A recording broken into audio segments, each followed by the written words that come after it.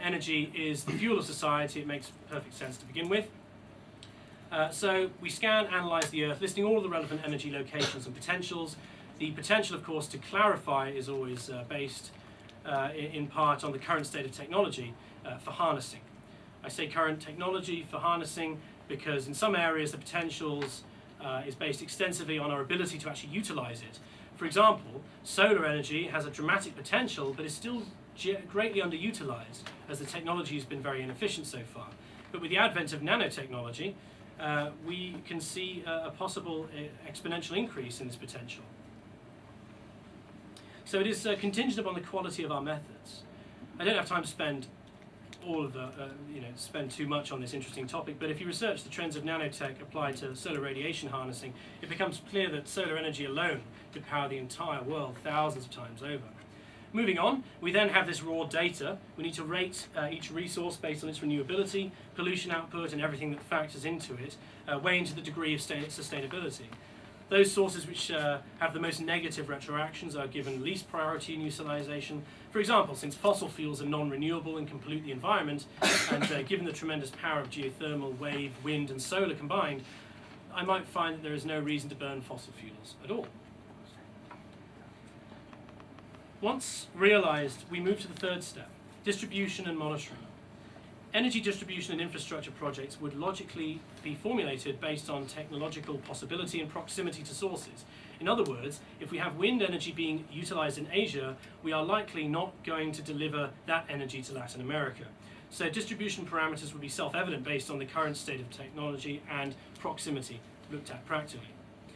Likewise, active resource monitoring done through Earth sensors, and that brings us back to that self-powered sensor system. This actually would run itself. It wouldn't need energy in the first place. Earth sensors and computers would allow a constant awareness of the rate of use, the rate of depletion, the rate of renewal, and any other parameter relevant to know in order to maintain a balanced load. If the scarcity of any raw resource is going to occur, we could forecast that well in advance, which is what we're not doing, for example, with oil now. In fact, Hewlett-Packard is developing actually a wireless sensing system to acquire extremely high resolution seismic data on land. This is exactly the direction that we need to move in. The next level is simply maximizing the scalability of this technology in regard to creating a monitoring system for the entire planet, including parameters from extraction to production, distribution. We must monitor and understand the rates of depletion and generation of all Earth's resources, and in turn, our actions will always be cognizant of their environmental impact.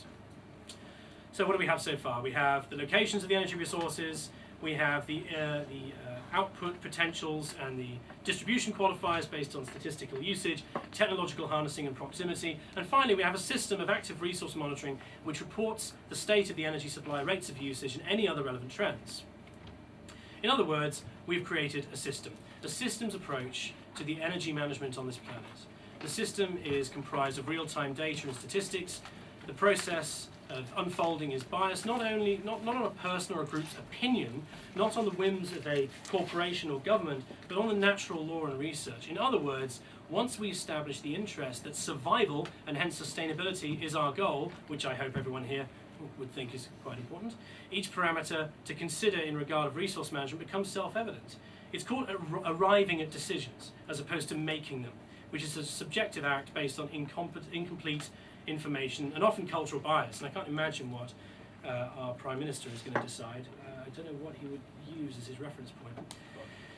So using this energy model as a procedural example, this systems approach can be applied to every other earthly resource and quantifier. We survey, find potential, qualify for negative retroactions, and apply modern technology to harness, distribute, and monitor the most logically advanced, holistic way possible.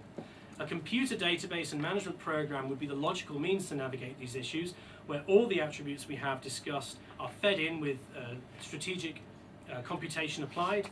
And since the goal is maximum efficiency, the automation of adjustments becomes very simple. For example, let's say we have two geothermal power plants in the same region, each outputting in tandem the required amount of energy. One day there's a problem and the output of one plant drops by 30%. This would be seen by the monitoring system, and the other power plant's output would be automatically increased by 30%. It is reactive. Just like the nervous system in your body No reason to vote on it, no reason to debate it in Congress or in the Parliament. It's automatic because it is self-evident. We want to eliminate subjectivity currently dominant in today's society and replace politics with a system of physical reference. Yes, there is. I'm going to jump through we talked about that already. This is extremely hot today, isn't it? Can we open the doors? There's a fan. There is a fan.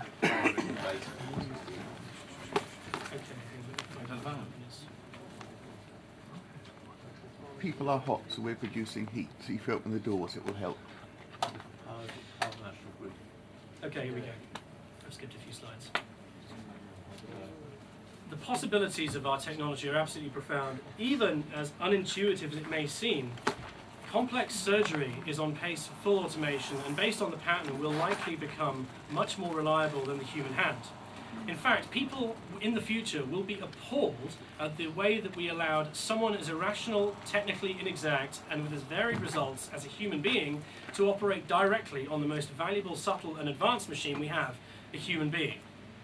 The bottom line is that it is socially irresponsible not to recognize this pattern and maximize the potential. We do not have the luxury of Luddite romanticism when it comes to the goals of material abundance and sustainability. We must follow the trends as they come about. I'm going to skip a little bit more. How long have I been hammering on for? Anyone know? 1 hour? 1 hour? Really? 15 minutes. An hour and a quarter. Going an hour and 10 minutes. I do apologise. Okay. The final issue to talk about before we leave it is ownership. Ownership actually hampers access. We have less because we own more. The best example is cars.